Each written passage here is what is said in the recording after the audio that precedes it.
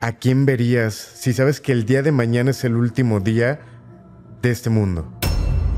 En el terremoto de 2017, hasta 8 horas antes, estas contactadas llamaron a Johanna y le dijeron: salte de la ciudad. Vemos un edificio rojo desplomándose. El Apocalipsis no siempre formó parte de la Biblia. Y habla con Ali Akka del tercer secreto, hasta el punto de que el propio turco que le dispara, Ali Akka, llegó a hacer declaraciones públicas diciendo: no sé si ha salido de mí, en algún momento me sentí instrumento de la profecía. Que los 3 secretos de Fátima son una manipulación. ¿Por qué ocultarían el tercer secreto? Profetiza el tercer secreto es que la iglesia va a terminar. Él la llama la gran dama, es una energía, una dama que se le presenta. Y el tipo de mensaje profético que le da, él lo está interpretando como algo extraterrestre o no humano. La iglesia misma rechazó esta parte. Si yo tuviera que darle un sinónimo, un nombre a esa aparición, te diría la Fátima del 2025. Hay una profecía de Nostradamus que habla de un cambio de sede papal, porque el gobierno vaticano ahora mismo se ejerce desde la Casa Blanca. En ningún momento de la obra de Nostradamus aparece, nunca, en ningún momento, no hay ninguna cuarteta donde se hable de un papa negro.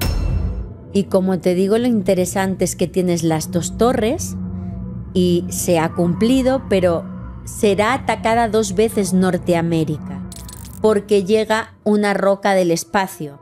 Es el caos de Dios, un meteorito que desaparecería por completo la zona central de América, porque la tierra argentina va a ser, en las psicografías de Parravicini, el lugar que acoja a los supervivientes, digamos, del Apocalipsis. Y sí, el Papa Francisco aparece en varias psicografías de Parravicini. Cuando esa inteligencia artificial se dé cuenta de que estamos compitiendo en recursos, en el agua que ellos necesitan para enfriar sus servidores, entonces a ver qué pasa.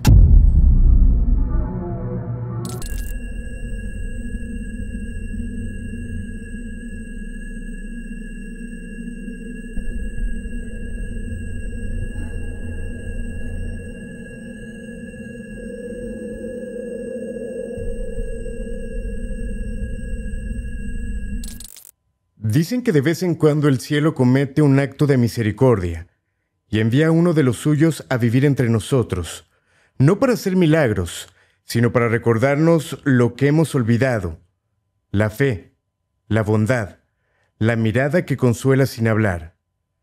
Quiero saludar con gusto a Lourdes Gómez, periodista del misterio, una gran creadora también de contenido e investigadora. Lourdes, qué placer estar contigo como siempre. Querido Alain, el placer es mío. Muchísimas gracias por invitarme nuevamente. Lourdes, este pequeño intro realmente lo platicaba con producción, que creo que tú te has convertido, perdón que lo diga de esta forma, pero en un ángel en muchas personas que nos has dado y nos envías de repente mensajes donde en un mundo actual donde la fe de repente se llega a perder y nos enseñas muchas cosas. Por eso es tan bonito escucharte y estar cerca de ti. Muchas gracias. Lo que intento hacer en mi podcast o en cada colaboración que hago es aportar un poco de esa magia, de esos milagros que ocurren cada día, ¿no? Que la sociedad de nuestro tiempo nos enseña que no es posible. Vivimos muy metidos en el materialismo. Es una sociedad totalmente profana. Tiene su sentido, porque hablar de estos temas va contra el mercado, contra las ganas de gastar dinero, y eso es un pecado y un crimen en nuestros días. Pero es importante que la gente entienda que hemos venido aquí a algo más de que este rollo en el que nos han metido de trabajar, ganar dinero, competir y tal, hemos venido a otra cosa, ¿no? A tener experiencias y a vivir este mundo donde uno es capaz de ver lo mejor y lo peor. A mí me gusta recordar que existe lo mejor y que el misterio está ahí al alcance de cualquiera. Pasa todo el tiempo a nuestro alrededor. Hoy el programa es diferente porque en esta temporada post-mortem, de repente el grabar dentro de una morgue donde hay un cuerpo, este tipo de situaciones. Yo sé que tú tienes mensajes importantes. Buscamos que la gente también de repente piense en qué pasaría si fuera tu último día de vida, pero hoy contigo es saber también cómo esa parte de la misión. Misión que muchas veces se nos va la vida y no la entendemos o no la buscamos o no la encontramos. En el caso de Lourdes y bajo la premisa de lo que haces, ¿tú sabes cuál es tu misión? Sí, lo tengo claro. Siempre lo he sabido, ¿eh? Desde pequeña yo quedaba sorprendida cuando tenía compañeros en el colegio, en el instituto, que les preguntaban ¿qué quieres ser de mayor? Y se quedaban pensando, ¿no? Incluso cuando ya tienes esa presión en la preparatoria, cuando ya tienes que elegir carrera, ¿qué vas a estudiar?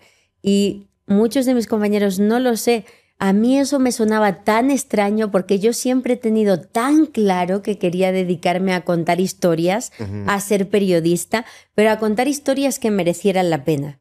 Historias que tuvieran que ver con la magia, con lo desconocido, es decir, historias que provocaran lo que yo hago hoy día, que es emocionar a las personas a través de, creo que es el oficio prácticamente más antiguo del mundo, que es narrar la tradición oral, las leyendas, ser orador, ser narrador, ser trovador, ser poeta, hacer este tipo de cosas, emocionar a los demás solamente con tus palabras y tu mente, ¿no?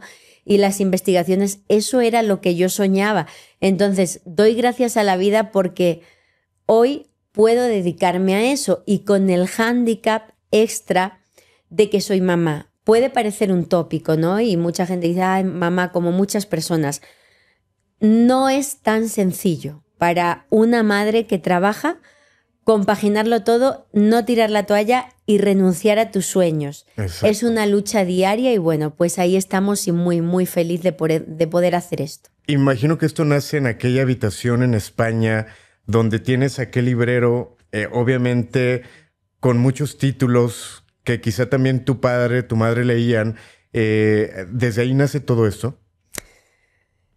Nace desde siempre. Realmente, si me pongo a pensar en cuáles son los recuerdos más antiguos que yo tenga de este tipo de historias o de misterios, yo tengo muy buena memoria y estoy hablando desde los 3 o 4 años. Las primeras veces que iba con mis abuelas a las iglesias y yo olía el incienso, veía ese momento de misterio de la consagración, escuchaba a mis primos mayores hablar de leyendas de fantasmas, de dementes que se habían escapado, ¿no? De instituciones psiquiátricas, todo eso a mí me llamaba poderosamente la atención. Además crecí, tuve la oportunidad de vivir por el trabajo de mi papá en diferentes zonas de España, todas ellas muy mágicas, zonas donde era tierra de brujas, donde se había ocultado el grial, donde había muchas reliquias. Entonces yo interactuaba con eso desde mi más tierna infancia. Pero realmente siempre estuvo ahí, incluso antes de poder yo materializar ese sueño de tener mi biblioteca de estos temas, que al final es un tema marginal y no es tan habitual ir a una librería y que haya muchos libros de nuestras temáticas. No es fruto de que mi esposo Johanan y yo somos unos fanáticos de los libros de misterio y por todo el mundo hemos conseguido los pocos ensayos que hay de estos temas. Pero te quiero compartir una anécdota. ¿Por qué te decía que antes de esa biblioteca? Claro, yo tengo esa biblioteca y cuando uno lo ve y podemos poner aquí imágenes, pues piensa, aquí es fácil inspirarse, ¿no? O sea, estar rodeado de esta magia. El componente que necesitas para eso no está en algo físico. Mira, había una periodista, es una de las primeras periodistas de investigación del mundo, si no la primera periodista de investigación del mundo que vivió y trabajó a comienzos y mediados del siglo XX, Nellie Bly. Nellie Bly es un personaje que a mí me apasiona. Esta periodista, pionera como mujer del periodismo, quería trabajar con Pulitzer, con los mejores periodistas de aquel entonces, y nadie le hacía caso. Se tuvo que meter en una institución psiquiátrica, fingió estar loca para que la metieran allá y así pudo hacer un reportaje de investigación en el cual ella poder documentar lo que estaba viviendo, ¿no? Y entonces A partir de ahí la empiezan a hacer caso y Nellie Bly se convierte en una periodista muy famosa. Su reportaje más archiconocido fue La Vuelta al Mundo. No sé si era en 80 días, creo que la hizo en 72, pero emulando el famoso clásico de Verne, ¿no? Ujú. Entonces ella se sube a un barco y siguiendo todo lo que iban diciendo, digamos, en el libro, trataba de llegar antes que el personaje de Verne, después de recorrer el mundo al completo. Lo que ella iba mandando, semana a semana, el periódico de lo que iba viviendo, se convirtió en un éxito de ventas brutal. La gente quería saber cómo le estaba yendo a Nellie Bly en su viaje e incluso los otros periódicos hacían competencia y mandaron a otras mujeres a hacer lo mismo. ¿Por qué te cuento esto? Porque Nellie Bly tuvo la oportunidad de conocer a Verne Ujú. y tuvo una cena con él durante ese viaje. Y entonces Nellie Bly no se podía resistir y poco después de la cena, cuando ya se iba a despedir, le dice: ¿me enseña usted su estudio? Ella quería ver el lugar donde se habían gestado esas grandes obras de la literatura, porque ¿qué te imaginas? Una biblioteca victoriana fastuosa. Lo que Nelly encuentra es un pequeño escritorio de madera y una pared en blanco. Wow. O sea, no había nada de lo que tú te puedas imaginar. Sí, te imaginas un globo terráqueo, mapas, libros. Todo estaba en la cabeza de Verne. Era una habitación normal que daba a un patio de vecinos, o sea, lo más normal que te puedas imaginar que pueda haber en la casa en la que hemos crecido cualquiera de nosotros. Entonces, no está en el lugar, sino en lo que tú tengas aquí y aquí. Que al final es un don. Y justamente hablando de esta información, hay un tema muy interesante y que clavarte en él e investigar, yo creo que te llevaría mucho tiempo el hablar de profecías. Un tema que sé que a ti te gusta, un tema que a mucha gente, tengo que decirlo, nos espanta y que esto llega a pensar. En algún momento a mí me dijeron que la parte del demonio, del infierno, el apocalipsis, es un invento de la iglesia justamente para crear el buen comportamiento y que si sabes que si te portas mal, algo te va a pasar, te vas a ir al infierno y si sabes que la gente es mala, va a comenzar el apocalipsis. Pero en este proceso hay mucha información que tendríamos que platicar. Estas profecías que hasta el día de hoy se siguen platicando, estos profetas que hasta el día de hoy siguen saliendo y que es información muy interesante. El tema de las profecías es un tema vigente, actual, a pesar de que es milenario. Ujú. La Iglesia, de hecho, no le gusta destacar esta parte sobrenatural. Sé que la gente normalmente asocia el mundo profético con la Iglesia porque en la Biblia aparece el Apocalipsis de San Juan, que es el principal libro profético, que es el que cierra la Biblia y que supuestamente nos habla de los pasos que van a vivir las personas, no sé si de nuestra generación o de un futuro, cuando llegue ese gran juicio final, ese gran fin y la parusía, ¿no? La segunda venida de Jesús. Ujú. Pero esto no es así. Anécdota es que el Apocalipsis no siempre formó parte de la Biblia. En Ok. diferentes momentos de la historia, la Iglesia misma rechazó esta parte. Y aunque sí que es una religión escatológica, es decir, que tiende a ver esto como el camino o la preparación hacia el fin y por lo tanto la idea de salvación, no es la única gran religión que habla de este tema. O sea, el Islam es una religión que tiene también muchísimas profecías.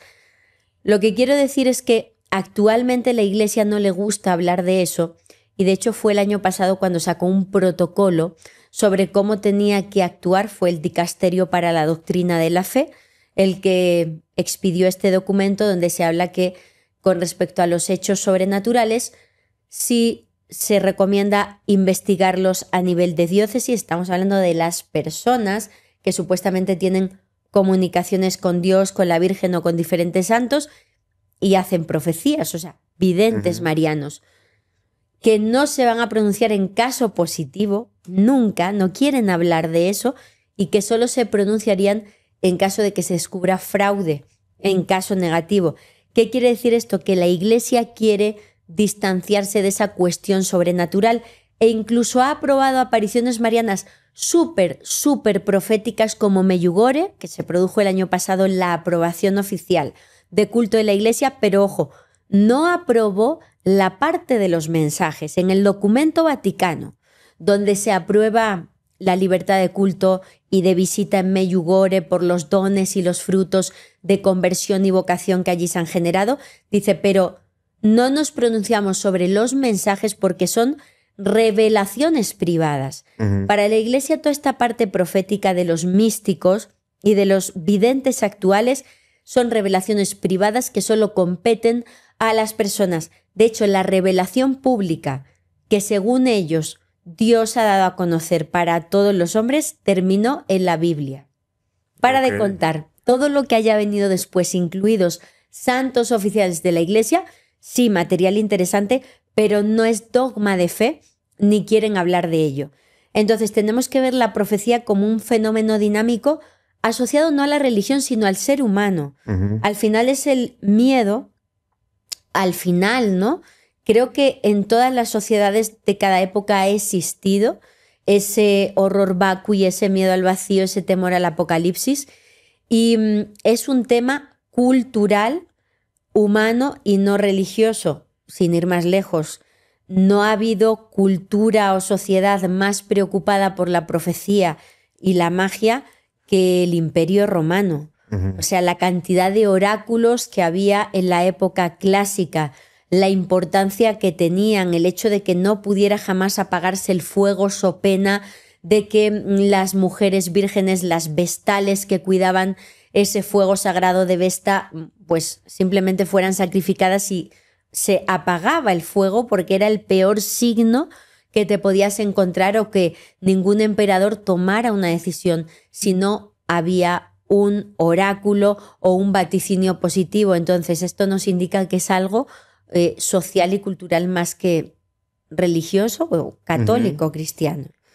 Por ejemplo, ahorita que platicas este tipo de cuestiones, pudiéramos hablar de las profecías, de lo que se habla de la Virgen de Fátima, que creo que ha sido de lo más sonado también.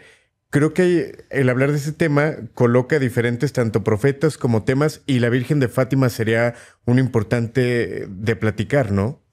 Es muy importante por lo que supuso en el siglo XX y en el pontificado de Juan Pablo II, pero quizá no tanto desde el punto de vista de nuestra sociedad, a no ser que hablemos de la conspiración.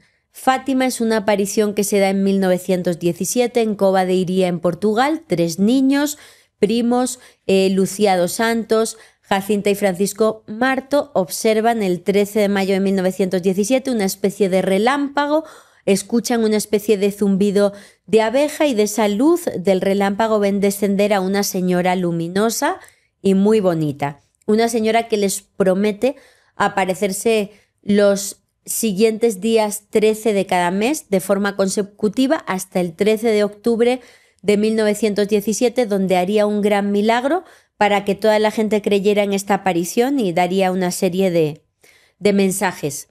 Esas apariciones se produjeron puntualmente mes tras mes, salvo una de ellas que había tal montada en Portugal en aquel momento que los niños fueron incluso encerrados en el calabozo del concello de Urem, a donde pertenece Cova de Iria, Fátima, y no pudieron presentarse a tiempo a la aparición, pero se les aparece esa señora días después cuando regresan a casa.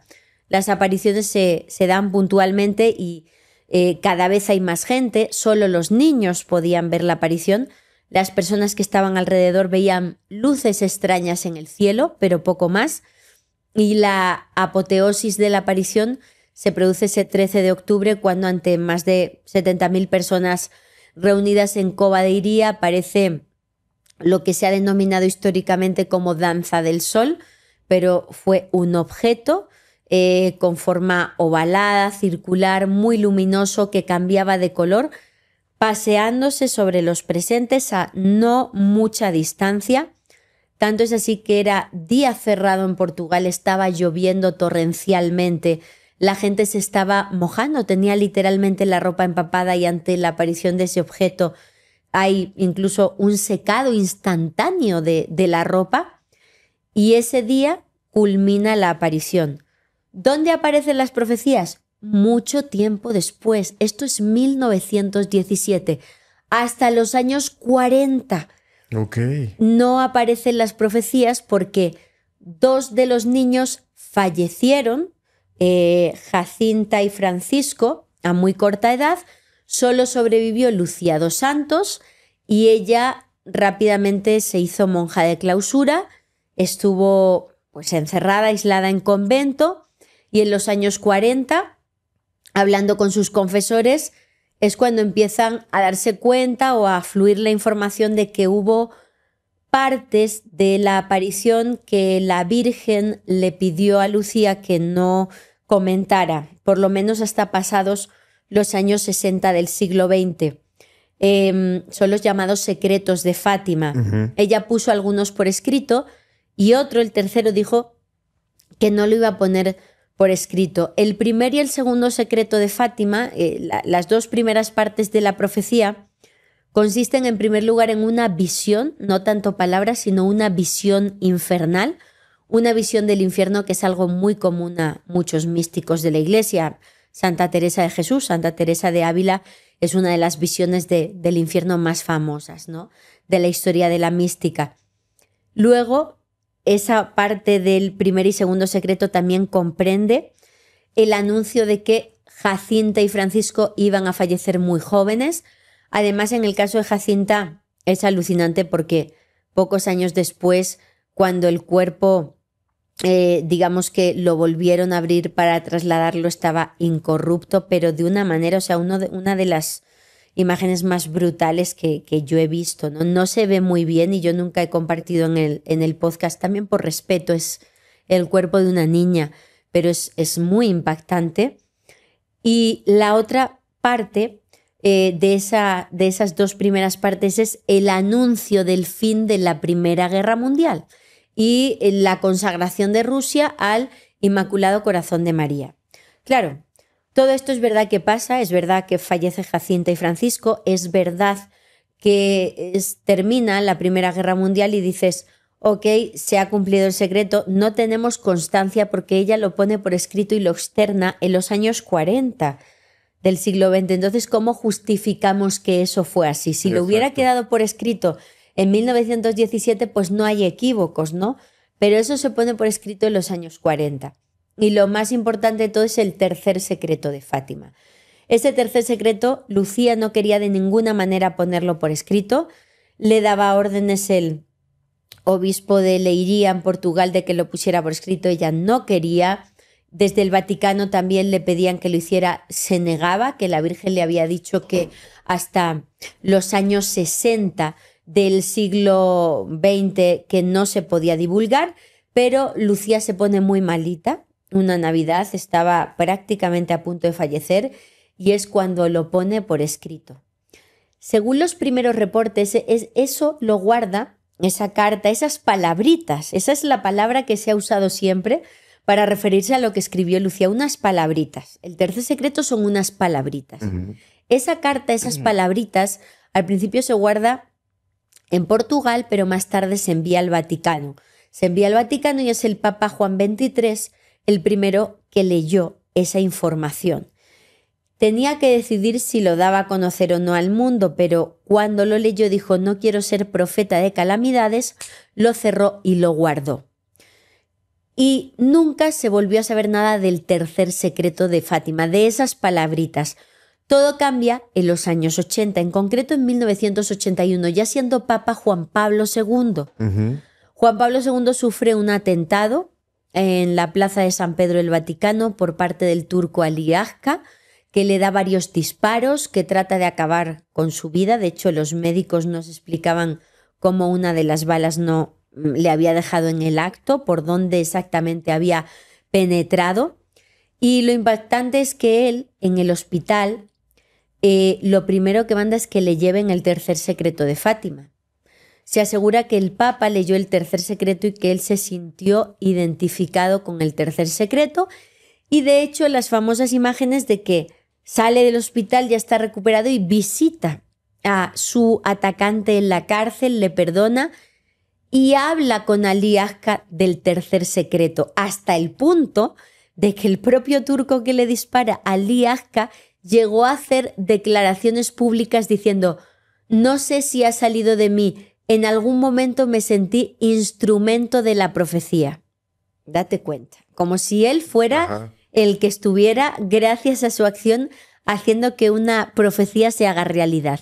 Entonces se siguió mucho especulando con el tema del tercer secreto, porque esto pasa en 1981. Hasta el año 2000 no se liberó el tercer secreto. Fue en Portugal, durante la beatificación de Jacinta y Francisco Marto, en presencia del Papa Juan Pablo II, en presencia de la propia Lucía, en la plaza, en la explanada de las apariciones del santuario de Fátima. El por entonces secretario de Estado Vaticano, el cardenal Angelo Sodano, lee y comparte con el mundo el tercer secreto de Fátima.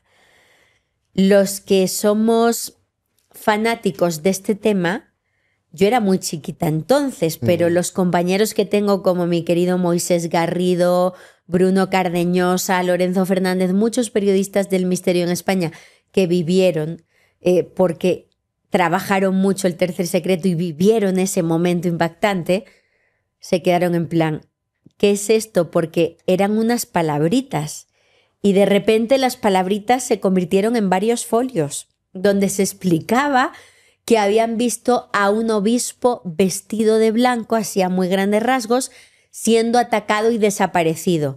La gente interpretó que ese obispo vestido de blanco era el Papa, un intento de desaparición del Papa, y que fue efectivamente lo que le pasó a Juan Pablo II con ese intento, ¿no?, de ataque en 1981. ¿Se cierra con esto el capítulo de la profecía del tercer secreto de Fátima? Ni mucho menos. Ninguno de los analistas de estas temáticas piensa que esas palabras que leyó aquel día Angelo Sodano sean el tercer secreto de Fátima. Repito, porque no eran unas palabritas, era mucho más, algo más elaborado. Y también porque incluso ha habido muchas voces que han asegurado que la hoja que escribió Lucía era una pequeña cartita, no algo semejante a lo que compartieron en su momento. Entonces, el misterio del tercer secreto de Fátima sigue vigente. Incluso muchas voces dentro de la Iglesia han dicho: es falso, se ha compartido un tercer secreto falso. Una de ellas, Monseñor Corrado Balducci, un sacerdote vaticano que durante mucho tiempo habló de extraterrestres, del fenómeno ovni desde el seno del Vaticano, habló del diablo, de temas de misterio, y él fue Monseñor Corrado Balducci, de los que alzó la voz y dijo: eso no es el tercer secreto. ¿Por qué ocultarían el tercer secreto? La única explicación que manejamos hoy día los expertos es que ese tercer secreto estuviera relacionado con los problemas actuales de la Iglesia. Estoy hablando de esos ataques, ¿no?, que ciertos sacerdotes han realizado a jóvenes. Y estoy hablando de quizá el fin de la Iglesia, que lo que profetiza el tercer secreto es que la Iglesia va a terminar. A la fecha sabemos que hay quizá documentación de Lucía que nunca se ha dado a conocer en el Vaticano, cartas quizá donde Lucía habla del fin del mundo. Esto es información que a mí me dan, ¿no?, algunas fuentes internas de la Iglesia, pero que existe un debate interno muy fuerte sobre si revelarlas o no, también por lo que te decía, porque la línea de trabajo de la Iglesia actual es no darle pábulo a este tipo de asuntos. ¿Y por qué pienso que tiene que ver con lo que iba a pasar del tema de los sacerdotes que hacen esto? Porque en una aparición que podríamos decir que es como la continuación de Fátima, porque es muy similar y muy impactante, Garabandal, pequeña aldea del norte de España, muy chiquitita, años 60 del siglo XX, se aparece igual una señora luminosa que durante varios años, son cientos y cientos de apariciones, habla con varias niñas videntes. He tenido la oportunidad de estar y conocer a una de las principales videntes, Jacinta, y en esa aparición, ellas, que eran niñas prácticamente analfabetas de la España de los 60, que no sabían nada de estos asuntos, les hablan de lo que iba a pasar con los sacerdotes y de cosas más actuales como, por ejemplo, que llegaría un momento en el que se acabaría con los niños estando al interior de las mamás. Eso ellas no lo podían entender de ninguna manera qué es eso en los años 60. Creo que hoy cualquier persona entiende a qué nos estamos refiriendo y creo que tiene que ver quizá ese tercer secreto oculto con los males actuales de la Iglesia. Ahora, Lourdes, estamos de acuerdo que como periodista la frase la fe ciega contigo no aplica, porque una cosa es que puedas tener fe y otra cosa es que creas absolutamente en todas las historias y que quizá mucha gente pueda pensar que te la pasas rezando, este tipo de cosas, pero tú te cuestionas mucho. En este caso del secreto de lo que ocurre con la Virgen de Fátima, obviamente hay una investigación periodística que va más allá de creer en este milagro, ¿no? Por supuesto, de hecho yo he tenido la oportunidad de entrevistar, de estar con el historiador, el único historiador no eclesiástico en consultar los archivos originales de Fátima que la Iglesia no permite ver salvo a, digamos, expertos dentro de la Iglesia. Estoy hablando del historiador de Oporto, Portugal, Joaquín Fernández, que hizo una investigación brutal junto con su compañera, también la investigadora historiadora civil Fina de Armada. En sus libros sobre Fátima son los primeros que dan a conocer los primeros interrogatorios a los niños donde se describe a una entidad, y mucha gente se molesta cuando yo digo entidad. No estoy tratando de atacar a nadie, digo que se describe pues una especie de ser femenino, pero que está calvo, que mide prácticamente medio metro, que tiene un traje por encima de las rodillas, acolchado, metálico. Eso es lo que describen los niños en el primer interrogatorio de Fátima. Y lo sabemos gracias a estos dos historiadores no eclesiásticos. Por eso siempre estoy hablando yo de ellos, porque para mí fue un cambio brutal en mi investigación conocerles y conocer lo que ellos habían hecho, porque se desmonta todo lo que estaba montado. La imagen que hoy día se venera en Fátima, que es esa Virgen con el rosario, con el Inmaculado Corazón de María, en realidad, si tuviéramos que mostrar lo que los niños veían, es esa imagen, esa pequeña figura femenina, pero además con una esfera luminosa en las manos, que si se iluminaba la esfera es cuando se activaba la comunicación con esa señora luminosa. La imagen que actualmente está es porque la Iglesia ha querido que así sea, pero no es fiel al retrato robot que los niños hacen de esa aparición. Y es muy importante hablar de que Lucía pone las profecías por escrito en los años 40, porque te doy un dato, la primera redacción que Lucía hace de los secretos fue rota y quemada y desaparecida por sus confesores jesuitas. La primera redacción del secreto, porque creían que no estaba, digamos, acomodada a la óptica de la Iglesia en esos momentos. Entonces, desde ese punto ya sabemos que los 3 secretos de Fátima son una manipulación, porque la redacción original de la vidente, que además lo hace cuando ya está completamente encauzada, no es la niña de 1917, es la mujer religiosa completamente controlada por sus confesores de los años 40, monja de clausura, donde encontramos en muchas partes redactadas de Lucía esa influencia de la doctrina eclesiástica, ¿no? Entonces hay una grandísima manipulación. Y México juega un papel importante, como conté hace poco en Noche de Lluvia, porque tanto la Iglesia como Estados Unidos usaron la profecía de Fátima y la aparición de Fátima como un arma contra el comunismo y contra Rusia, ¿no? El hecho de que existiera esa aparición y ese fervor religioso iba en contra o en detrimento del comunismo, y al final fue un arma de guerra. Ahora, perdón, esto desde mi ignorancia, la descripción que dan estos pequeños de la Virgen te pone a pensar en otros temas que son totalmente externos, hablar de la parte no humana, ¿no? Por supuesto, es que la distancia es muy fina y a veces pienso incluso que no hay distancias.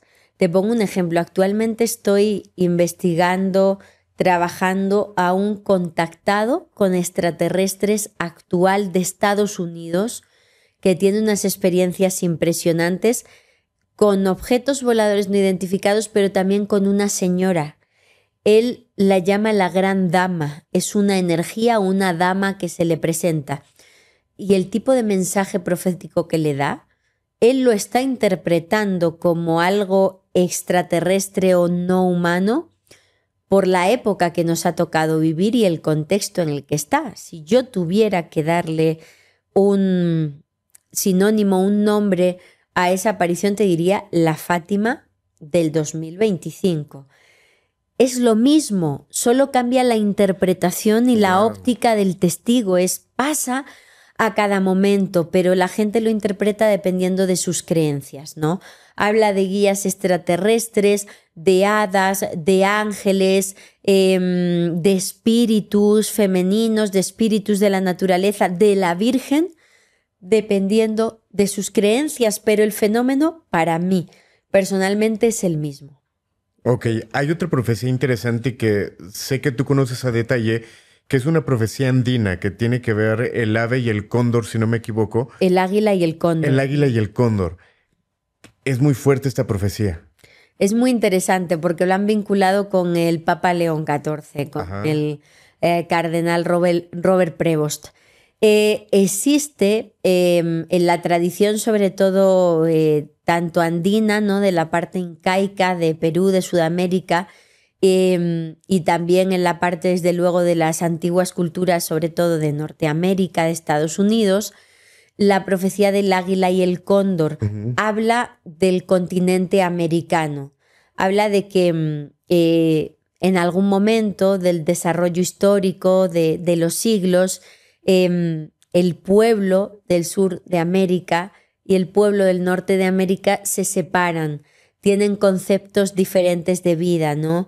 En la parte más central y sur de América se mantiene más la parte, digamos, mágica, la parte prehispánica, y tenemos que el norte de América pues se convierte en uno de los países más poderosos del mundo, con mayor movimiento de dinero y que más pierde esa parte mágica o prehispánica, reduciendo lo sagrado a determinadas reservas.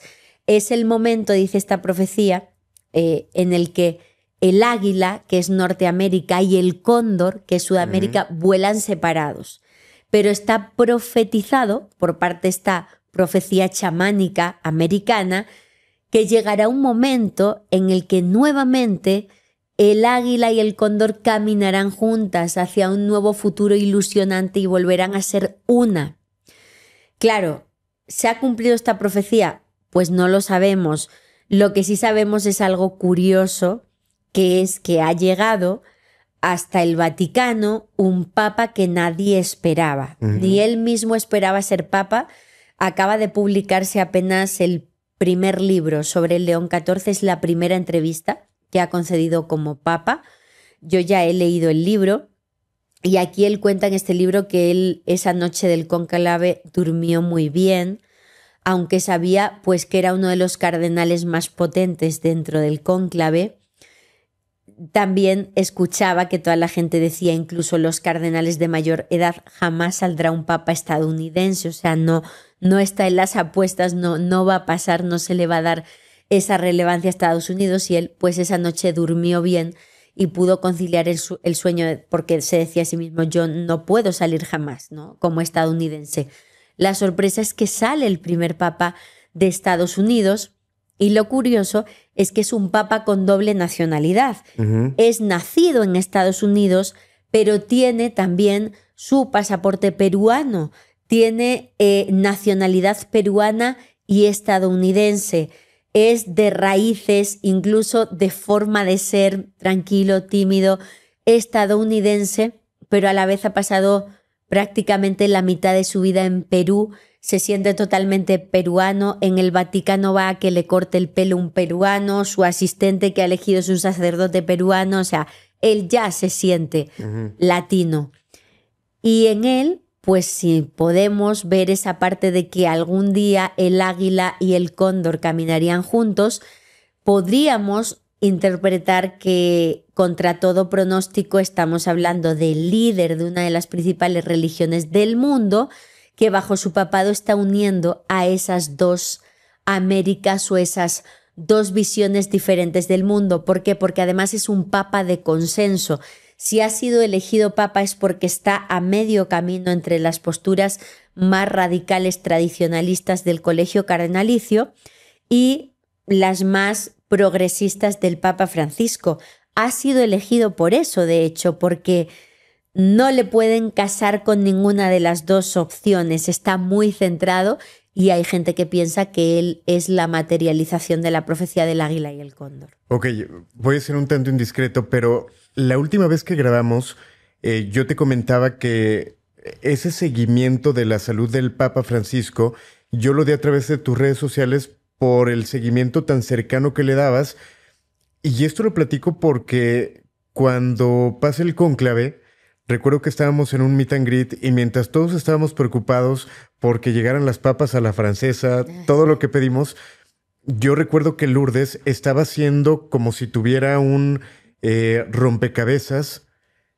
Yo te veía preocupada, entendiendo muchas cosas de lo que estaba ocurriendo.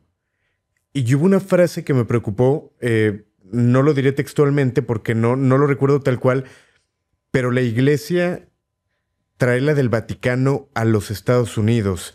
Ese riesgo.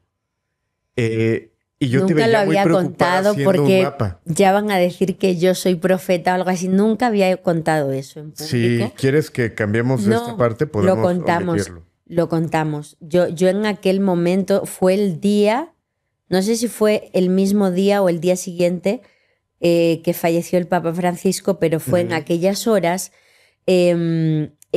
Acababa de salir elegido. ¿Había salido ya elegido el nuevo Papa? Creo que sí. Había salido ya, entonces fue horas después del cónclave, ese mismo día.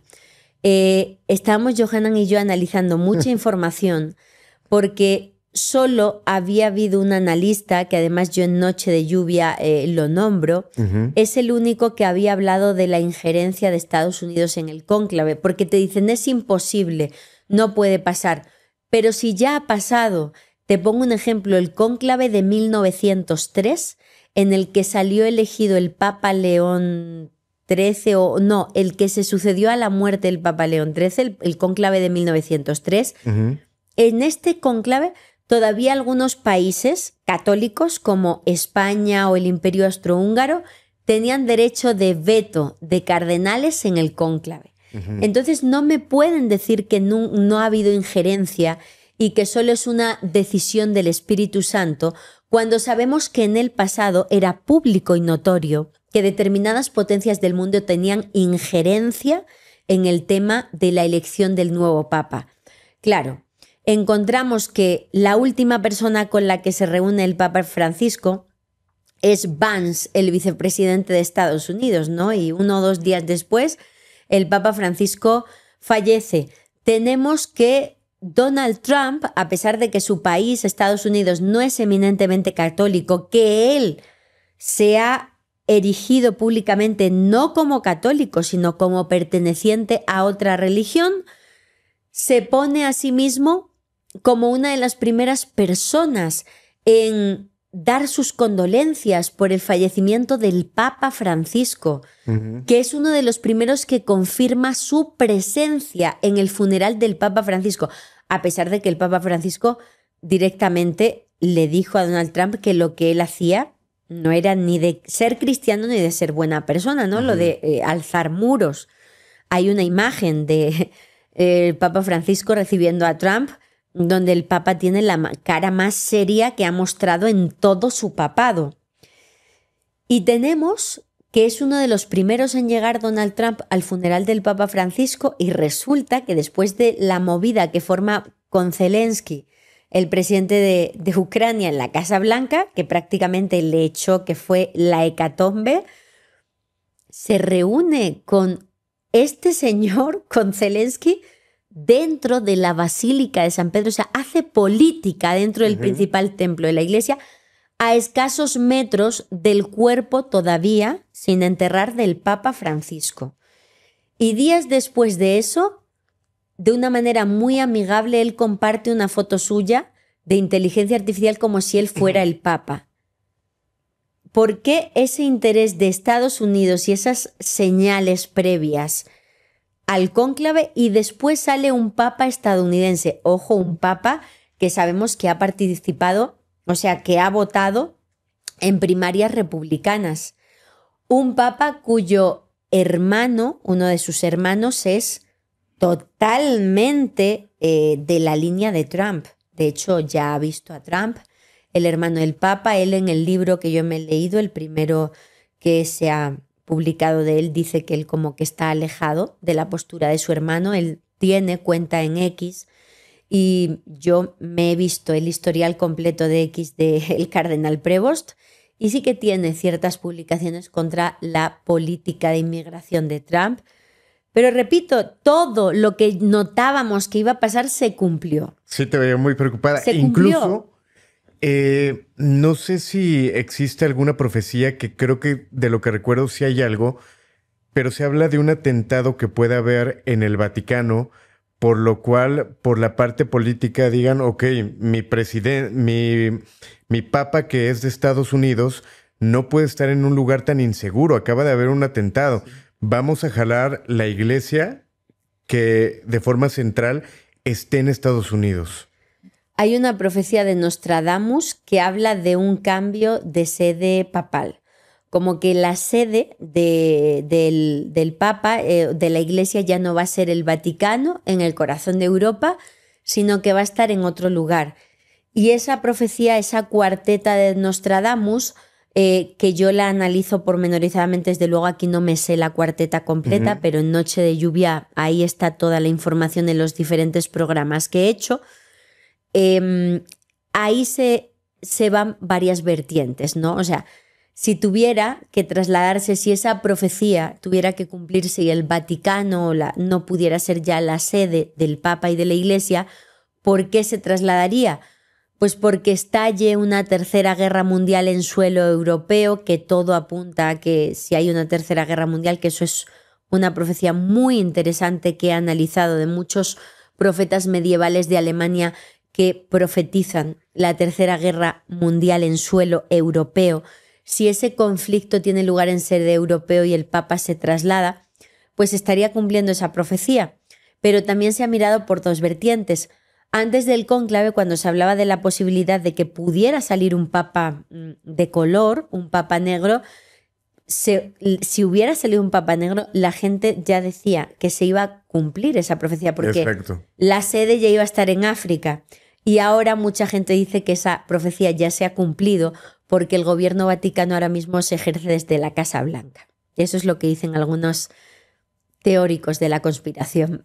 Y que justo es esta parte de la conspiración que mucha gente lo puede interpretar de diferentes formas, porque, ok, decían que iba a ser un papa de color, resulta que no es, pero después dicen, es que no nos referíamos a color de piel, nos referíamos a que era un papa negro de manera interior, y se va acomodando de diferentes maneras. Y justamente hablando de Nostradamus, que creo que es de los más importantes, hablando en profecías, pero esta parte de los sonetos para mucha gente resulta ser un tanto complicado de creer, porque son meramente de interpretación, ¿no? Es muy complicado porque son tan amplios, tan diferentes los temas, tanta la información de Nostradamus, que ya hay un uso indiscriminado de sus cuartetas, de sus centurias, año tras año. Y además, esto lo voy a decir claro, son los medios de comunicación generales. Estoy hablando de los principales periódicos del mundo serios. Estoy hablando de las principales cadenas de televisión de noticieros serias que utilizan cada fin de año o cada inicio de año dos temas: Nostradamus y Baba Vanga. Se inventan cualquier tipo de cuarteta o cualquier tipo de información y hacen siempre el mismo artículo. Esto es lo que anuncia Nostradamus para 2026. Esto es muy fuerte y dice Baba Vanga que va a pasar en 2026. siempre son los mismos temas y muchas veces te vas a la fuente y no existen esas frases. Cada año en enero lo vemos. Cada año, y es lo que pasa con el Papa Negro. Si uno se va a los medios de comunicación general a estudiar esa frase del Papa Negro, en ningún momento de la obra de Nostradamus aparece, nunca, en ningún momento, no hay ninguna cuarteta donde se hable de un Papa Negro, jamás en toda su obra. Ok, pero hay alguien que sí, de manera personal me impresiona. Te soy honesto, justamente esta parte mediática de hablar de Nostradamus, sí llegas a quedar impresionado porque dicen que comentó de las Torres Gemelas, tal guerra. Hay cosas que te impresionan, Sí. pero que no estamos seguros de esa interpretación.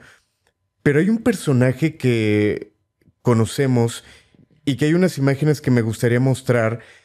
Un artista que yo cuando veía estos dibujos, estas obras, decía es que no hay forma, o sea, esto es muy real. Algunas de ellas pueden quedar también a interpretación, pero hay otras que son impresionantes. ¿Sabes de quién estoy hablando? Benjamín Solari Parravicini, mi profeta favorito. Por dos. El profeta de profetas, o sea, la mayoría de profecías, no siempre, porque es que claro, las que conocemos o las que más se suelen divulgar tienen un lenguaje enrevesado, complicado de entender, que se puede encajar aquí o allá, que tienes que forzar mucho la interpretación. Encontramos a Parravicini y nos damos cuenta que el que tiene un don, lo tiene y no hace falta rizar el rizo porque está la información clara.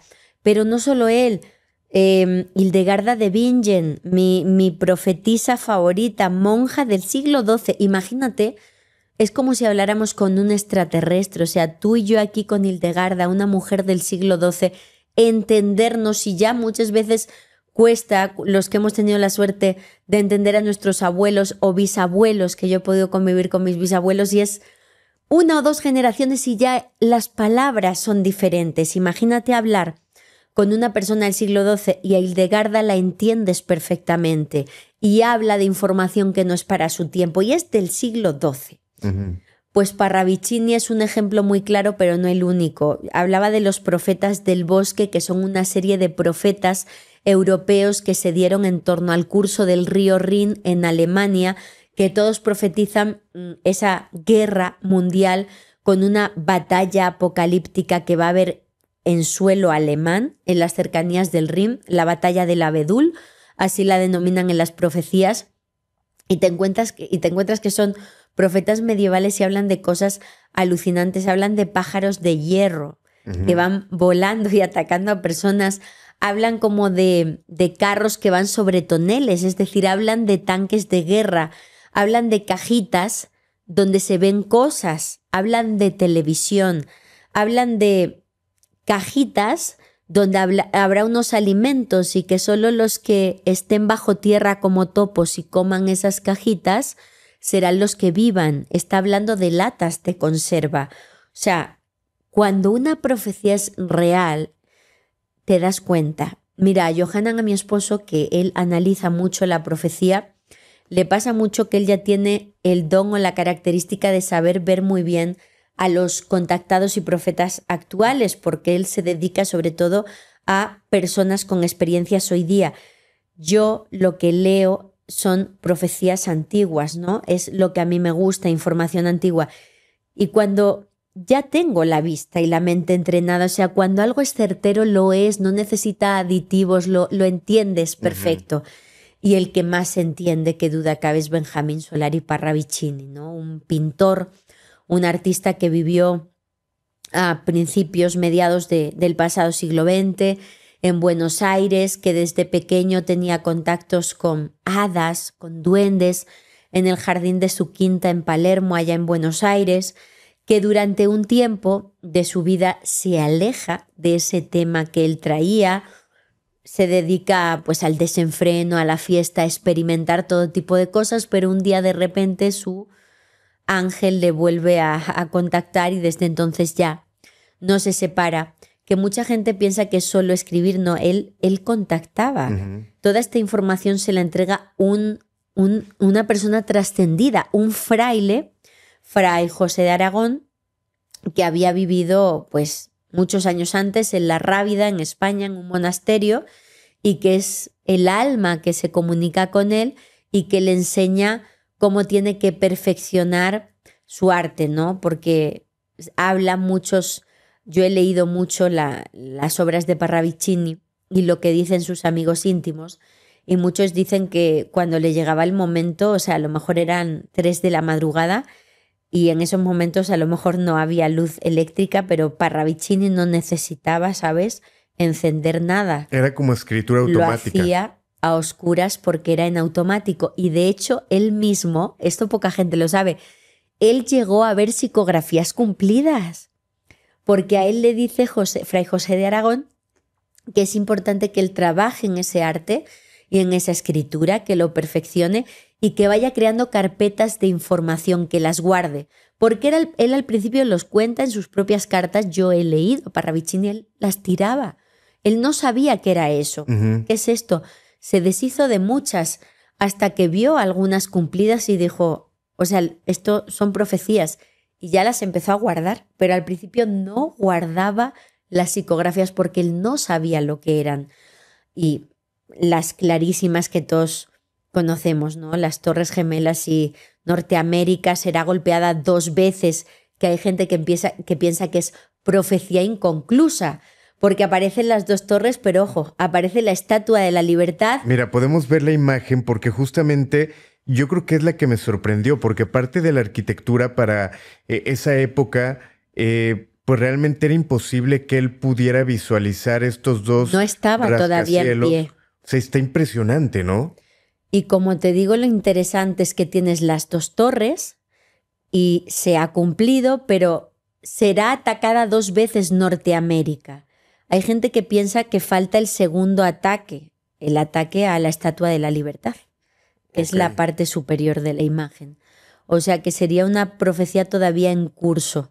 Cuando él escribe esa psicografía, no estaban todavía en pie las Torres Gemelas. Ok, me gustaría mostrarte otra imagen. Antes también comentar que se habla de que él fue estudiado clínicamente para ver si tenía algún problema mental debido a lo que él argumentaba, ¿no? Así es, y de hecho es que sus padres estaban preocupados, viene de una familia científica y le estudia un psiquiatra muy reputado y él estaba perfectamente. O sea, de hecho, él ganó premios artísticos importantísimos. Nosotros, los, con todo respeto, nerds del misterio, apasionados de lo friki, sabemos de las psicografías de Parravicini, pero la gente culta del mundo del arte sabe de las obras pictóricas de Parravicini, que ganaron concursos tanto en Europa y están expuestos en los principales museos de Argentina, que de hecho yo estoy ahí, uno de mis sueños es conseguir una obra original de Parravicini.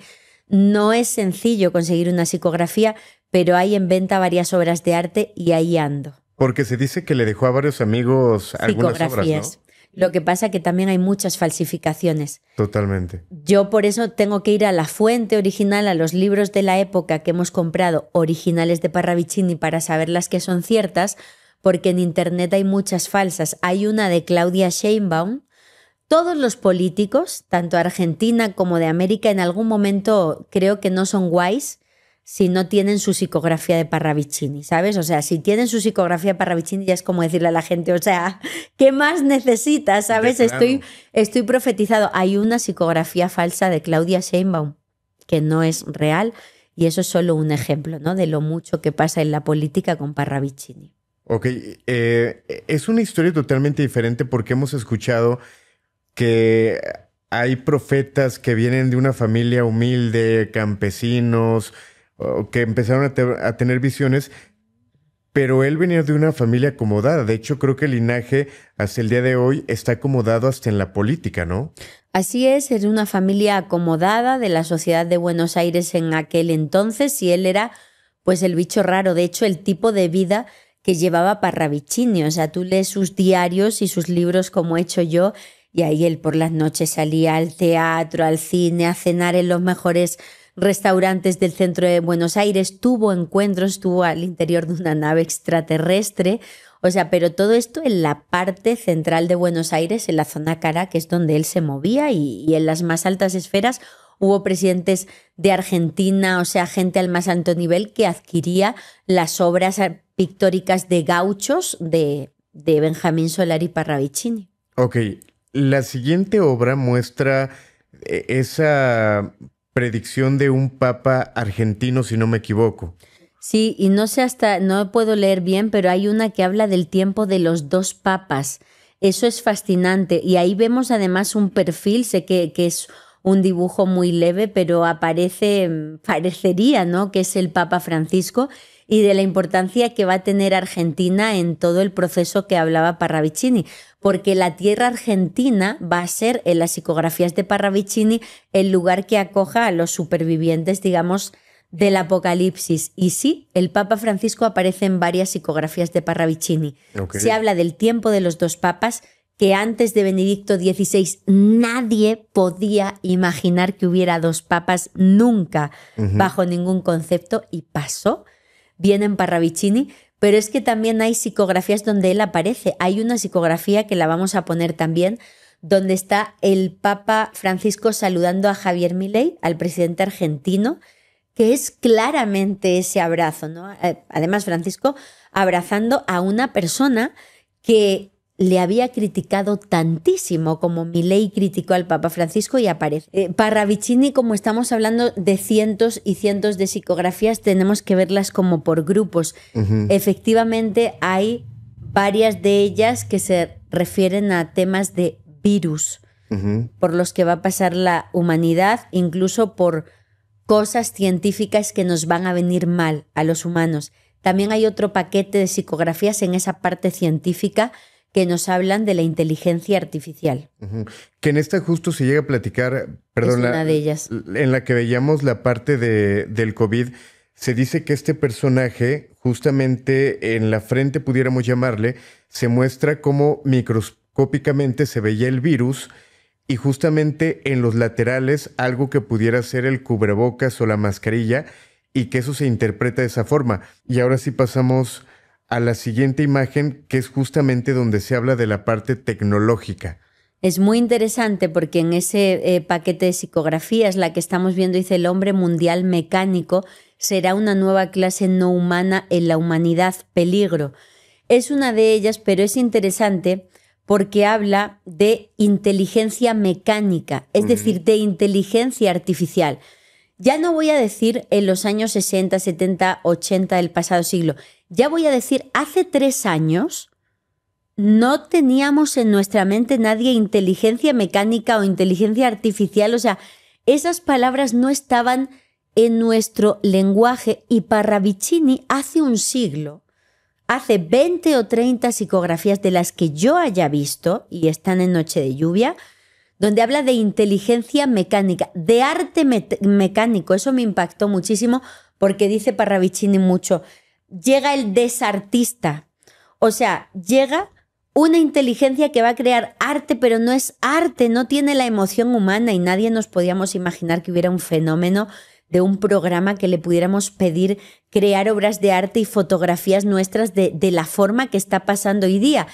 Y profetiza no solo que va a llegar la inteligencia artificial, sino que va el ser humano a competir con ella, que va a haber una guerra muy cañón, pero en este caso es positivo, dicen que nosotros venceremos. La automatización, técnicamente. Yo creo que en unos 20, 30 años, quizá en estas sillas, esperemos que sigamos con vida, pero no estemos sentados nosotros. Quizá tu nena esté sentada ahí y mi hijo esté sentado aquí, platicando acerca de esto, y sigan hablando de este tipo de teorías, y como tú dices, que cada año se vuelven a platicar. Porque, ojo, se hablaba, creo que hasta el 2002 estaban estas profecías, pero luego se dieron cuenta que seguían pasando los años y seguían saliendo. No estoy seguro si es este año. Hay algo que hay que tener en cuenta al hablar de profecía. Una cosa es el tiempo humano y otra cosa es el tiempo terrestre o cósmico. Nosotros, en la vida de la Tierra o del universo somos un suspiro, no somos nada. O sea, toda la evolución humana, desde que surge el ser humano hasta nuestros días, es una anécdota en la vida cósmica y de la Tierra. Y ya la vida de una persona, ni te cuento, no es nada.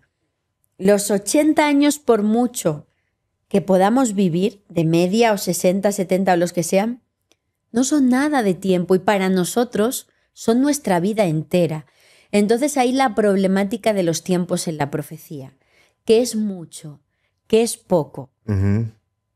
Vemos señales y vemos que vamos hacia el camino que marca la profecía. Que sea nuestra generación, yo lo dudo, porque nosotros, desde ese punto de vista egocéntrico humano, consideramos que lo vamos a vivir, consideramos que nuestra vida es súper guay y de repente pasa el tiempo y te has dado cuenta que tu generación pasó, ¿sabes? Y que viene la de nuestros hijos y que nosotros vamos prácticamente de salida. Y eso, a nivel cósmico, no es nada. Entonces, es muy complicado. Lo que considero más complicado en la parte de la profecía es el medir el tiempo. Pero eso no quiere decir que no haya profetas que no hayan sabido delinear muy bien la parte del tiempo, porque, bueno, eso está pasando hoy día, que están dando fechas certeras y se están cumpliendo. Hace millones de años ya vivimos una extinción de la vida como se conocía en ese entonces. ¿Volverá a pasar algo así? Esto que ocurre en Mérida, si no me equivoco, la caída de este meteoro que extingue la vida como tal, ¿volverá a pasar algo así? ¿Se ha hablado de algo de esto? Porque ya lo escuchamos en el 2012, ya escuchamos diferentes fechas y siguen saliendo fechas. La Tierra va a sucumbir, eso es un hecho, eso es una profecía científica. ¿Por qué? Porque el Sol, dentro de muchos miles de años, se va a convertir en una enana. Nosotros sin el Sol no nos vamos a sostener y esto va a tronar. O sea, esto dentro de mucho tiempo cósmico está abocado a la desaparición. Profecía científica real. Ahora, ¿el fin de la humanidad implica el fin del mundo? No. Puede acabar la humanidad, pero el mundo sigue su curso. Igual que se acabaron los dinosaurios y el mundo siguió su curso. ¿Puede acabar la humanidad y no el mundo? Con total certeza, sí. Las mentes más preclaras de este planeta, como por ejemplo Stephen Hawking, dicen, el tema no es saber si vamos a sucumbir o no. O sea, eso es un hecho que va a pasar porque nos hemos cargado el planeta.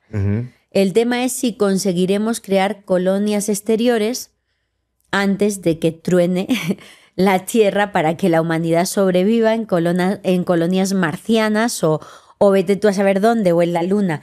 Pero que nosotros tenemos los días contados en la Tierra, eso es un hecho. Lo que no sé es cuánto tiempo tenemos y no depende tanto de la naturaleza, sino de lo que nosotros hemos hecho con el cambio climático. Es un hecho, por ejemplo, llevan décadas y décadas hablando los contactados y los videntes de que muchas ciudades van a desaparecer, de que va a cambiar la configuración terrestre del planeta.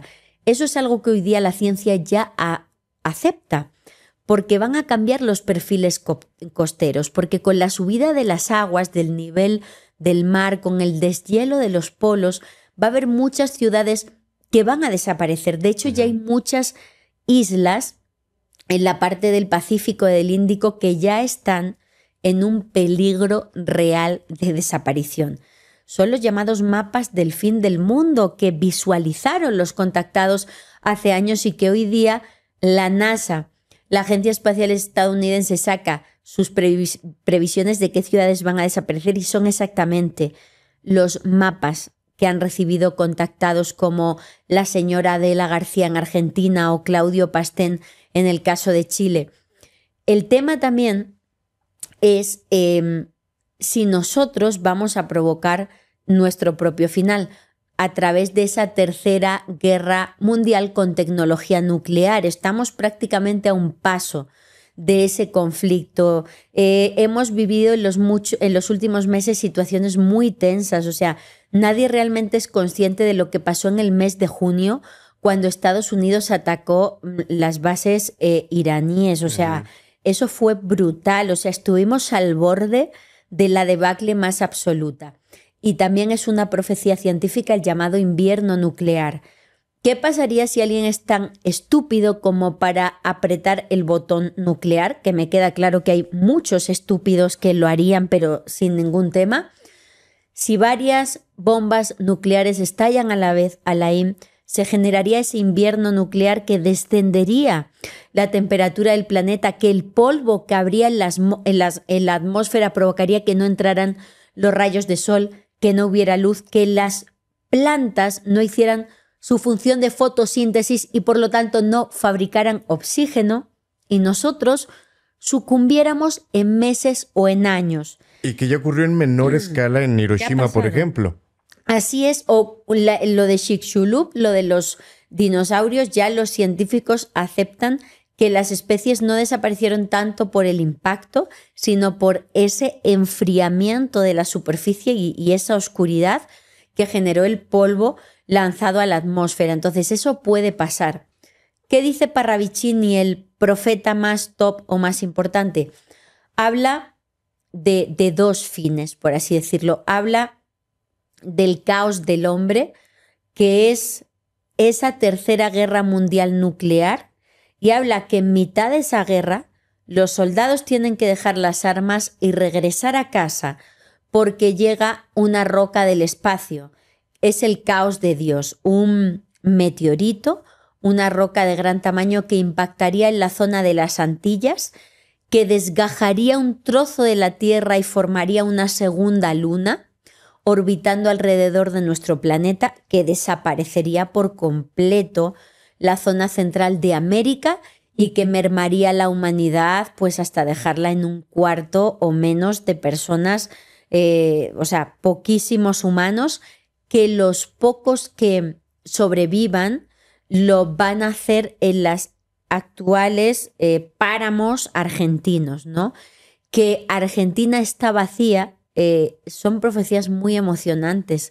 Dice que Argentina está vacía porque así debe permanecer, porque es una especie de cápsula o cofre, esos campos fértiles para esa humanidad del futuro, ¿no? Y que está el grano, y que están los cereales, y que están las naves incluso que están recolectando. Bueno, Parravicini habla de cosas fascinantes, que habría extraterrestres ya ayudándonos, que estarían ocultando sus naves en los cerros más altos del planeta, en los volcanes, y que estarían recolectando hemoglobina y líquido vital para ayudar a los pocos que sobrevivan, que desde luego serían una nueva humanidad más consciente, más vinculada con la naturaleza y diferente a la nuestra.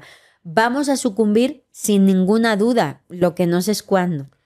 Fíjate, y ahorita que platicabas la parte de estas profecías que hablan de la tecnología, la automatización, da miedo pensar tan solo en la inteligencia artificial, en ChatGPT. Recientemente veía de una chica que decía que tú le puedes preguntar a ChatGPT con tu fecha de nacimiento, hora, tus registros akáshicos. Vamos a ponerlo en una forma muy catastrófica. Imagínate que las personas comencemos a preguntarle absolutamente todo a la inteligencia artificial. ¿Cuál es mi misión? ¿Qué tengo que hacer? ¿Tengo este problema? ¿Cómo lo resuelvo? Y las respuestas de ChatGPT no sean las más adecuadas. Sin embargo, se convirtió ya en nuestro consejero, en nutriólogo, en psicólogo, y le estamos haciendo caso a una inteligencia artificial. O sea, ni siquiera estamos pensando humanamente.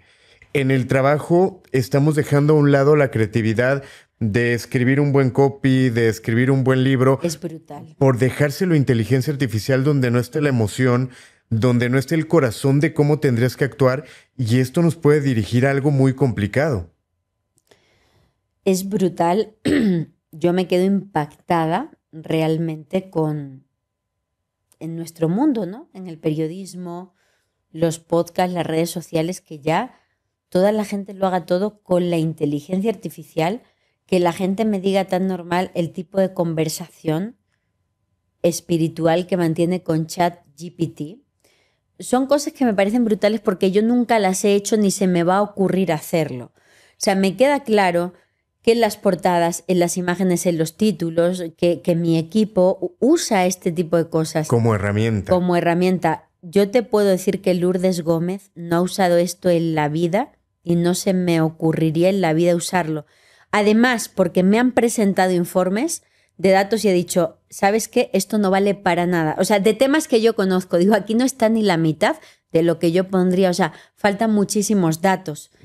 Me ha demostrado que no es infalible, no porque yo haya hecho cosas, sino por cosas que veo que la gente... Digo, esto no es infalible. O sea, ¿esto qué es? Bueno, es que a ti está difícil ganarte, Lourdes. No, pero yo soy humana, me equivoco como en todo el mundo, se me olvidan cosas como todo el mundo, pero lo que sí soy es auténtica. Eso sí soy. Y lo que no me gusta es que la gente olvide la belleza de ser humanos, de lo que es nuestra grandeza y nuestras miserias, para hacer todo a través de estas herramientas, olvidándonos de que somos una competencia para la inteligencia artificial. La gente no habla de la cantidad de litros de agua y de recursos naturales que se necesitan para enfriar los potentes y enormes servidores en los que vive físicamente la inteligencia artificial. Cuando esa inteligencia artificial, y esto no lo digo yo, lo dicen estudios ya de Harvard y de Oxford, cuando esa inteligencia artificial se dé cuenta de que estamos compitiendo en recursos, en el agua que ellos necesitan para enfriar sus servidores, entonces a ver qué pasa. De hecho, apenas lo veía. Decían, no le des las gracias a ChatGPT porque tú al darle las gracias o decirle buenas noches, la cantidad de cosas que mueves alrededor de esa simple palabra es impresionante. Estos gastos que al final de cuentas nos terminan representando solamente por decirle algo a ChatGPT. ¿Nunca le has preguntado tú algo? ¿Nunca te has guiado en algo con esta tecnología? Cero, nada. Y más después de que parte de mi equipo, incluso Johanna, otras personas, varias personas que trabajan habitualmente con inteligencia artificial me han manifestado que eso se revela, que hay cosas que no las quiere hacer. Determinadas imágenes de nuestro tema extraterrestre o de tema religioso de santo, directamente te dice que no la quiere hacer. Yo, esas cosas me ponen los pelos de punta. También he estudiado, y quien se meta en Noche de Lluvia puede ver las noticias que yo he recolectado de las personas que se han marchado de la vida después de conversaciones con esta inteligencia artificial, o personas que han planeado situaciones graves de terrorismo usando este tipo de herramientas, o personas a los cuales directamente esa inteligencia le ha dicho lo mejor que puedes hacer es marcharte de la vida. O sea, así tal cual. Qué fuerte. Entonces, eso existe, eso pasó el año pasado en Estados Unidos. Un estudiante estaba haciendo un trabajo de tema social sobre el costo para una sociedad o un país de mantener a la gente adulta, ¿no? A los adultos mayores. Y la conclusión a la que llegó la inteligencia artificial de Google, que Google tuvo que pedir perdón, fue: tú, entérate humano, lo mejor que puedes hacer es marcharte de la vida. Así de sencillo, o sea. Y esto es un gran peligro por el tema de la tecnocracia. Tenemos a personas como Elon Musk, que es uno de los grandes magnates de Silicon Valley y de la tecnología y del mundo en nuestros días, que él viene de una familia que perteneció, su abuelo, a los creadores de la tecnocracia. La tecnocracia es un movimiento político que nació el siglo pasado en Estados Unidos, que era totalitario. Eran los científicos, las personas más inteligentes, con las carreras científicas más pro, se erigen en un partido político y dicen: es que no todos deberíamos elegir, porque no todos tienen la misma inteligencia y preparación. O sea, somos los técnicos de la sociedad, los científicos, los que deberíamos tomar las decisiones por los demás. Esos tecnócratas se organizaron, trataron de tener una presencia en Estados Unidos y en Canadá. No querían democracia, no querían que tú y yo ni los demás decidiéramos. Ellos decidían por nosotros todas las cosas de la vida. Y Elon Musk es tecnócrata. Ha estado hasta arriba del gobierno de los Estados Unidos y su sueño es construir una tecnocracia en Marte. ¿Esto qué quiere decir? Que esas decisiones en una tecnocracia, que es algo que me suena mucho a inteligencia artificial, no se tomarían por se tomarían por productividad. ¿Qué quiere decir? Que si el costo de mantener a nuestros pequeños y a nuestros mayores es muy alto, pues se tomaría la decisión productiva, no los mantenemos. ¿Y el corazón dónde queda? Y la humanidad y lo que somos nosotros que tomamos decisiones irracionales por amor, ¿dónde queda eso? En ese tipo de sociedad y en la inteligencia artificial. Hacer lo que yo hice, dejar mi trabajo, dejarlo seguro por el interrogante de venirme a México sin nada, dejando mi trabajo por amor. ¿Dónde queda eso en la tecnocracia? Y por eso el Papa Francisco alertó, fue de las pocas cosas que hizo antes de morir, sobre los peligros de la tecnocracia y de quitar la ecuación del corazón y lo que es ser humanos, hacer cosas contra todo pronóstico simplemente porque amamos, porque sentimos, porque somos pasionales, porque nos enamoramos, porque cuidamos de los nuestros, aunque eso suponga para un padre y una madre quedarse sin dinero. ¿Dónde queda eso en la sociedad que nos están vendiendo? Y por eso el León XIV tiene toda una cruzada. Y que hay gente que puede decir, ay, estos señores hablando de tecnología. Pero yo no hace mucho yo platicaba con un equipo que tenía que trabajábamos esta parte creativa y yo me daba cuenta que si pedías propuestas, eran propuestas que sacaban de ChatGPT, esta estructura. Y yo les decía, es que utilícenlo como herramienta, pero no tienen que hacer ustedes lo que les dé la inteligencia artificial. Ustedes tienen que guiar a la inteligencia artificial con sus emociones para que de alguna manera no las descarten por completo, que es lo que se ha llegado a hacer mucho.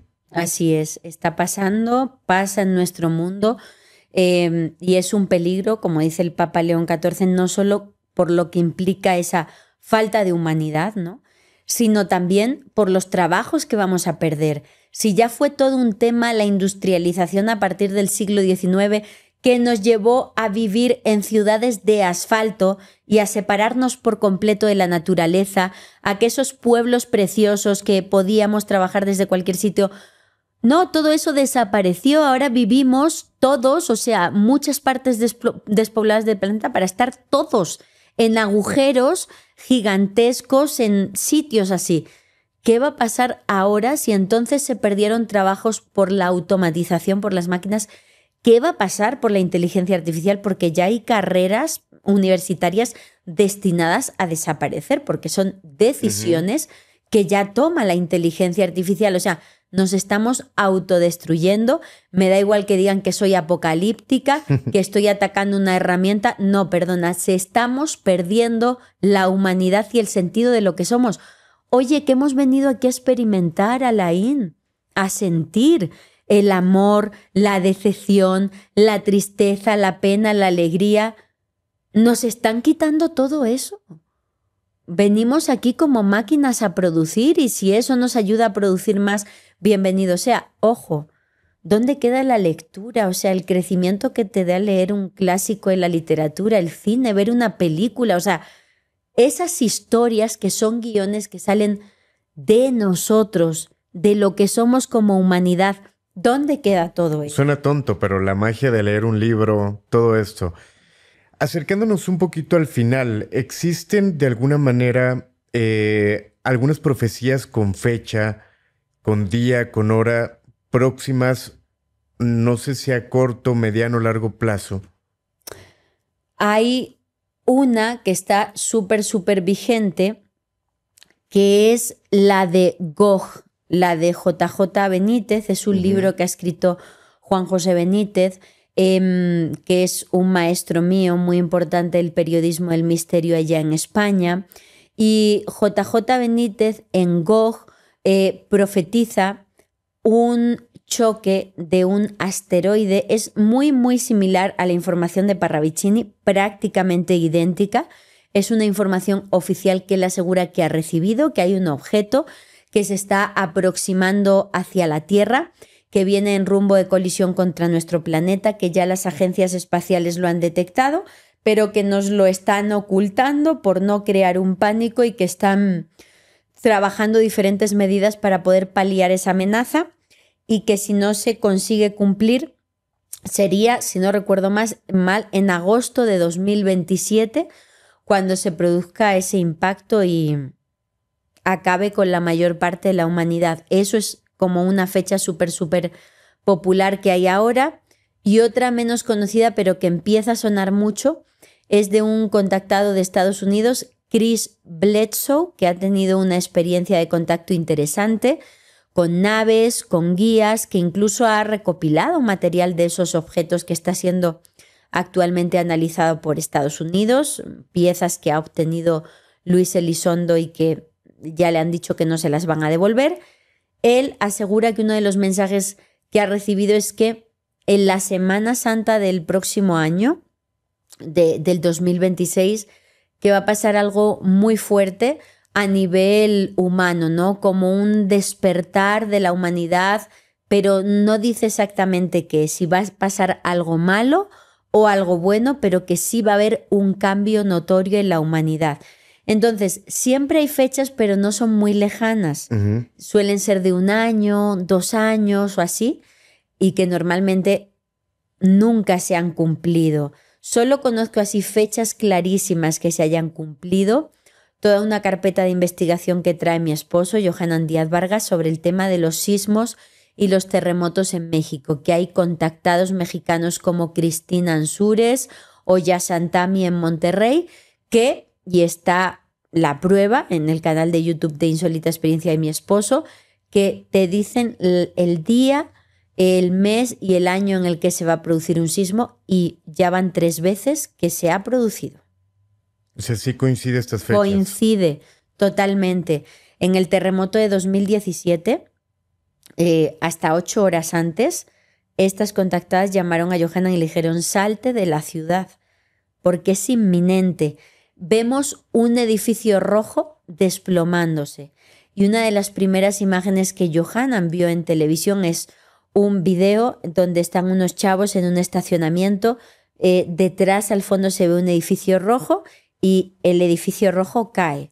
Fue una de las primeras imágenes que vio, es lo que describieron estas contactadas, Cristina Ansúrez y Yasantami, apenas 8 horas antes del evento. ¿Sí se movieron ustedes? Pues yo todavía no vivía en México y Johanan estaba en esos momentos pues en su casa y dijo: oye, mira, o sea, él no pensaba cómo va a pasar el mismo día, ¿sabes? O sea, es imposible. ¿Y cómo pero me muevo el mismo día? No, y dijo, le voy a dar seguimiento a esto, voy a abrir una carpeta de investigación, pero él no cambió nada de su vida, pero pasó, se cumplió. Lourdes, tengo que preguntarte esto para cerrar.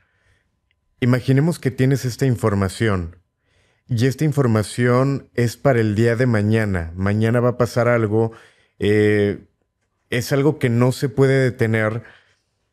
¿Qué pensarías tú en ese momento? ¿Qué harías? ¿Qué movimientos harías? ¿A quién verías si sabes que el día de mañana es el último día de este mundo? He tenido mucho tiempo para pensar en eso precisamente por tanta profecía que leo, ¿no? Que mucha gente me dice que, o sea, ¿cómo como madre puedo vivir cada día y estar tranquila estando siempre en estos temas? Puedo, porque lo que a mí me ha enseñado la profecía es lo que nosotros hemos olvidado, que es que no somos eternos, que nadie nos ha prometido que todos vamos a fallecer de 80, 90 o 100 años en nuestra camita, nos vamos a quedar dormidos. Lamentablemente lo siento, pero eso nadie nos lo ha prometido. No sabemos el día y la hora, no sabemos cuándo es nuestro final. Entonces, lo que a mí me ha enseñado la profecía es no hacer planes a largo plazo. Jamás hago planes a largo plazo, solo los hago a medio plazo o corto plazo, principalmente. Y lo que trato es de vivir el día a día, siempre. Entonces, si yo me enterara que no hay solución, no haría nada diferente. Lo que haría es estar con mi hija, jugar con ella, estar con mi esposo, hablar mucho con mis padres, los tengo lejos, pero no sé, reírnos, estar agradecida por lo vivido hasta el momento, por haberlo vivido, seguramente rezar, porque soy una persona espiritual y religiosa, pues para que la marcha sea de lo más rápida y menos dolorosa posible, y resignarme a que somos el resultado, estamos pagando las consecuencias de una humanidad que ha perdido la humanidad y que se ha alejado de la madre de la que venimos. Entonces, no haría grandes cosas, despedirme de mi audiencia, estar con mi hija y con mi familia y ya está. Dicen que al final de cuentas, para cambiar el mundo, primero tendremos que cambiar nosotros. Así es. Pero sí está muy difícil. Cada que vemos las noticias, regresando al tema de la inteligencia artificial, los videos que salen todos los días, con cosas que se ven muy reales y que nos pueden provocar cosas cuando no lo son. Pero pues al final nada perdemos intentándolo de manera personal.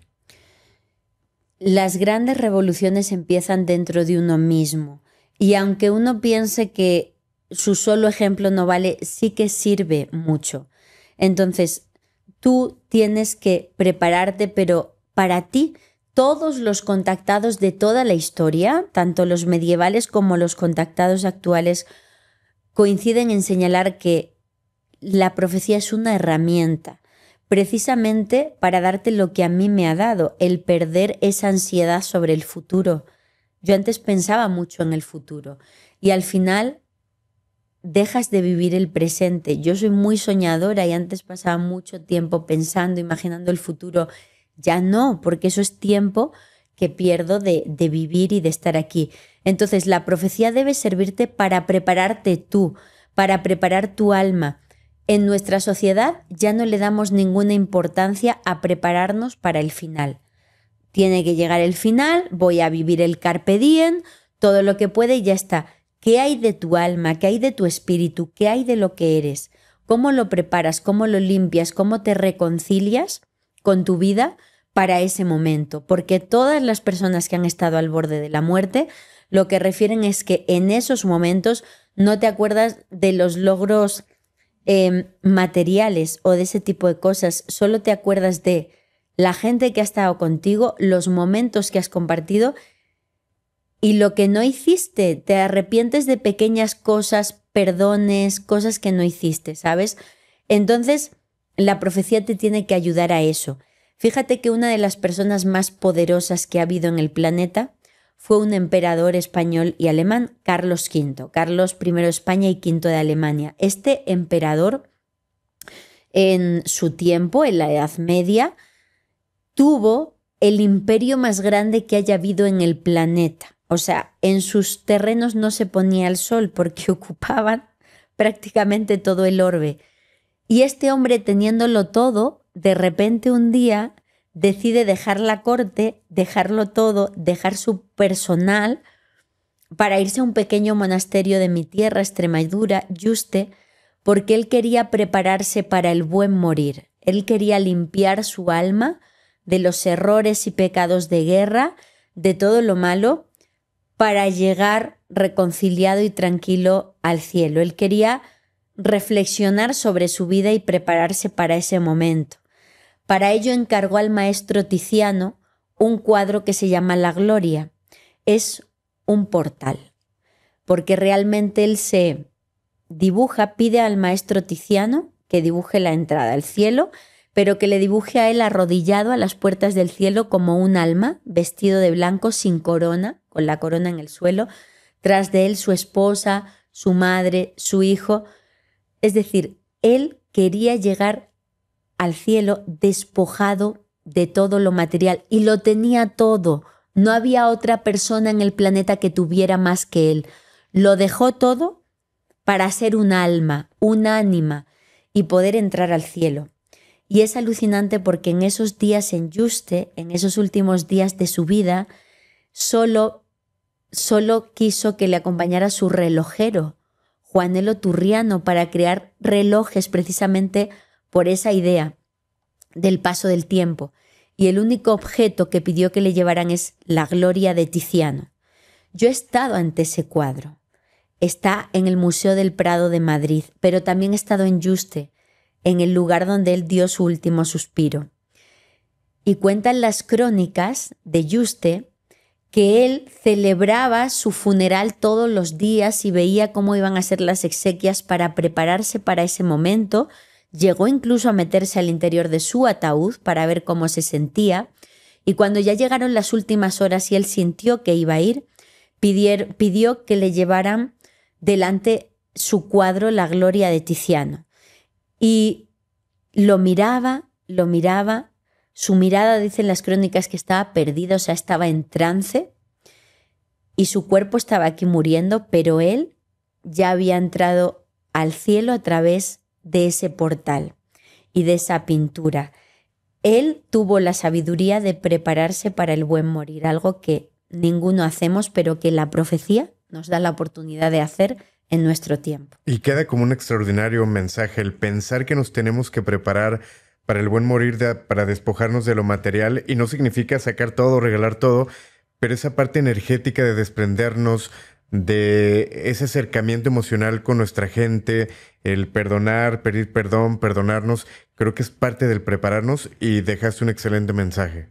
Pues muchas gracias por permitirme hablar de estas cosas con toda la audiencia, te agradezco mucho. Siempre es bonito platicar contigo, sobre todo, más allá de lo que se aprende, creo que dejas una espinita bonita en el corazón de la gente. Y obviamente invitar a la gente a que cheque Noches de Lluvia.